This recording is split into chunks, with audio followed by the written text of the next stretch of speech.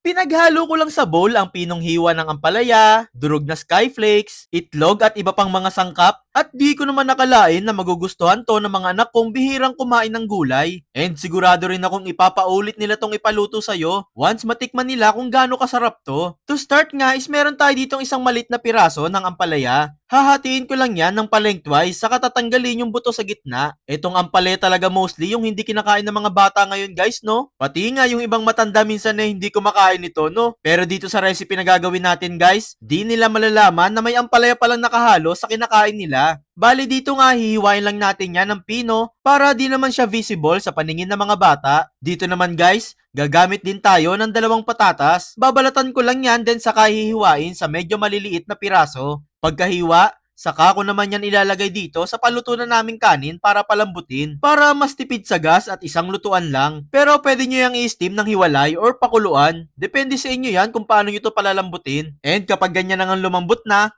pwede na rin natin yang hanguin. Okay lang yan guys ha kung medyo may mga napasamang kanin dito. Di naman magbabago yung lasa ng ulam natin kung may konting kanin eh. Bali imamash ko lang yan until wala ng malalaking chunks ng patatas ang makita dito. Maiba lang ako guys. Alam kong karamihan sa atin is mahilig talaga sa mangga. Kaya heto, may nabili ako sa online na bagong flavor ng dried mango. Salt and chili pala yung flavor nito guys. Tingnan nyo naman kasi yung sili niyan guys oh. Sigurado talaga ako maglalaway ka sa anghang at sarap nitong dried mango na to. Meron diyang 100 grams lang kung ikaw lang yung kakain. And meron din dyan 250 grams, 500 grams, at 1 kilogram pack na perfect naman for sharing. Naglagay na lang pala ako ng link dyan sa comment section ha, para matikman mo din yung sarap nito. Pagkamash nga pala ng patatas, heto't hinihiwalay ko naman yung sabaw nitong dilatang tuna. Ito kasi talaga yung magbibigay lasa sa ulam na gagawin natin ngayon guys. Kaya maglalagay tayo niyan. Then dito naman sa bowl, pagsasama-samahin lang natin tong ampalaya, durog na skyflakes, at isang itlog. Mix-mix lang natin yan. Then isunod na natin dito yung na-drain nating tuna. Mix-mix lang ulit at durog-durogin na rin natin yung tuna dito. Then saka tayo dyan maglalagay ng seasonings, asin,